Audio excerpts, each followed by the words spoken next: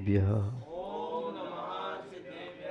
जय बोलिए त्रिकालवर्ती त्रैलोक पूज्य विश्वाराध्य पंच परमिष्ठी भगवान की, अनंतानंत शुद्ध परमिष्ठी भगवान की, वर्तमान जन शासन नायक श्री वर्धमान महावीर भगवान की, परम पूज्य चारित्र चक्रवर्ती आचार्य श्री शांत सागर जी मुनि महाराज की, परम पूज्य सिद्धांत चक्रवर्ती आचार्य गुरुदेव श्री विद्यानंद जी मुनि महाराज की, अहिंसामय विश्व धर्म की,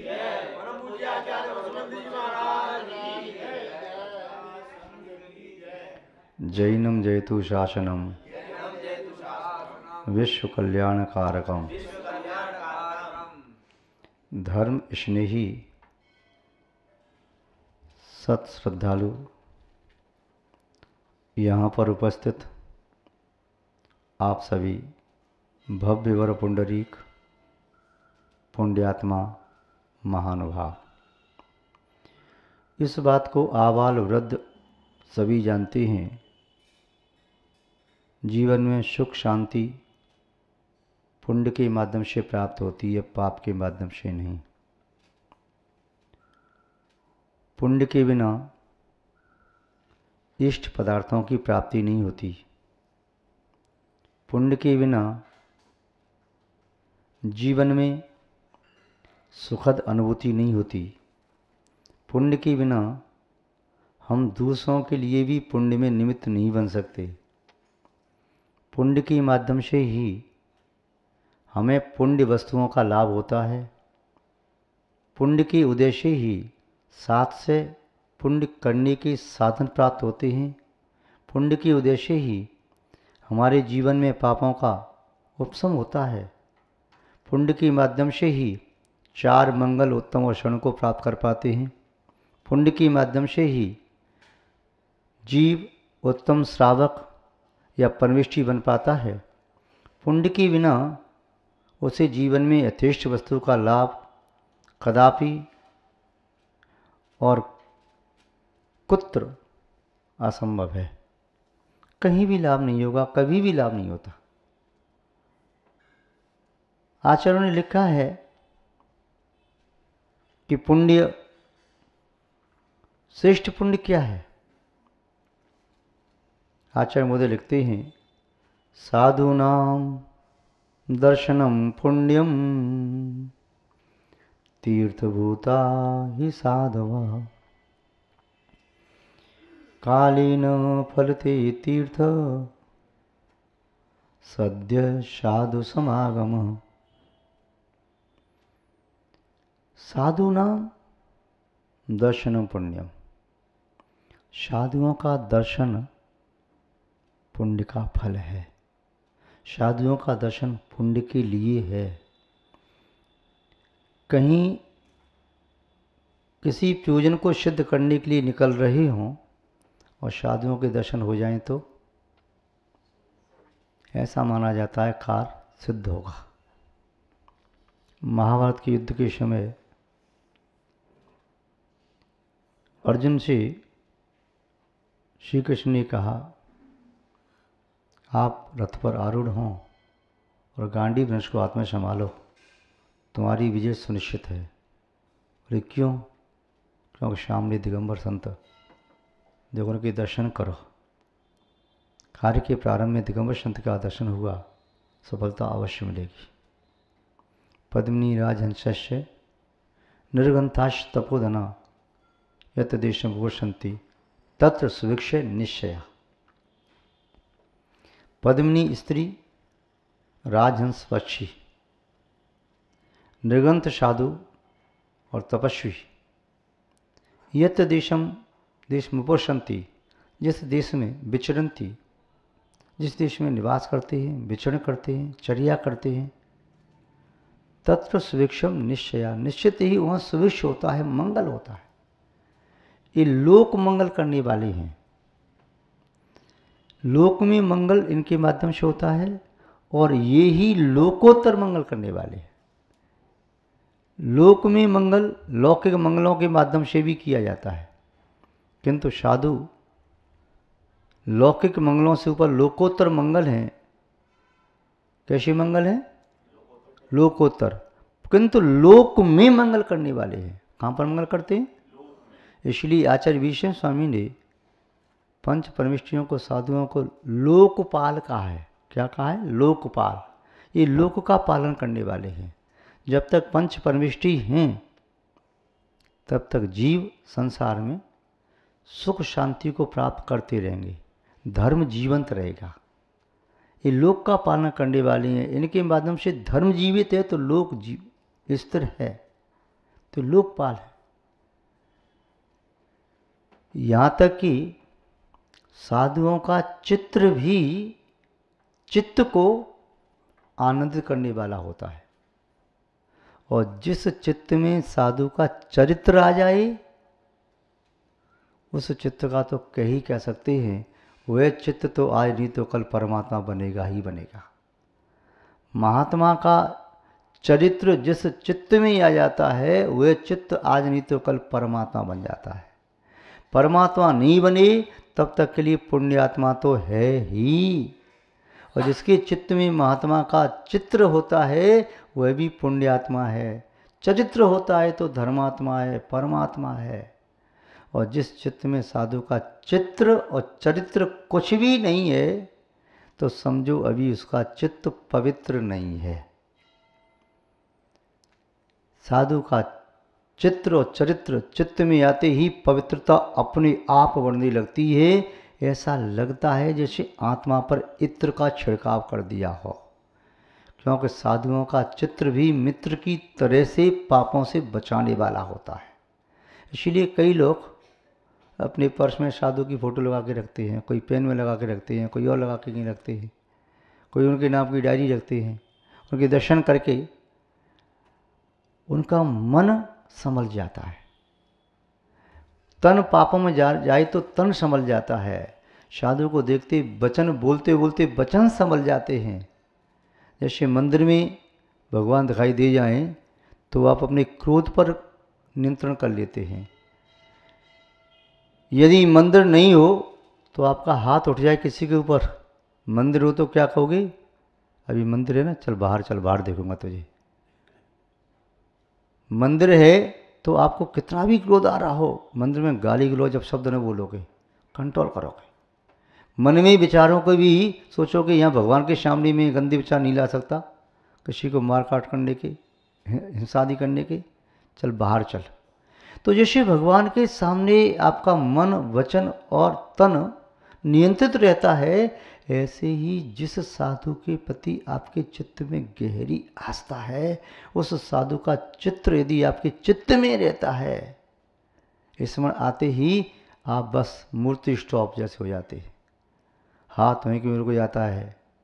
यदि कोई साधु सामने से आ जाएं, तुम्हारे इष्ट आराध्य गुरु आ जाएं सामने से, और तुम कितने भी क्रोध में हो तो तुरंत ही क्रोध भाग जाता है, दोनों हाथ जोड़ करके तुम्हारा मस्तक उनके चरणों में पहुंच जाता है।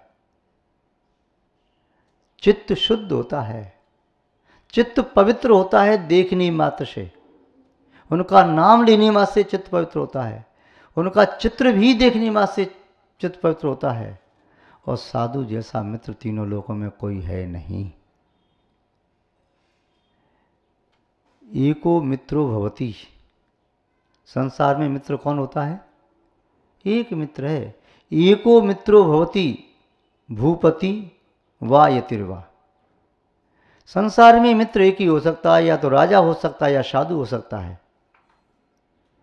राजा से मित्रता करोगे और राजा ने मित्रता निभा दी तो इस लोक में निहाल कर देगा, और साधु से मित्रता की, साधु ने मित्रता निभा दी तो इस लोक परलोक दोनों को धन्य कर देगा। किंतु राजा मित्रता कभी निभाता नहीं है। कौन कौन से मित्रता निभाएगा? प्रजा ने गलती की तो दंड देगा ही, फांसी देगा, मित्रता नहीं निभाएगा। भूपति मित्रो भवति केन दष्टम्बा स्वतंबा।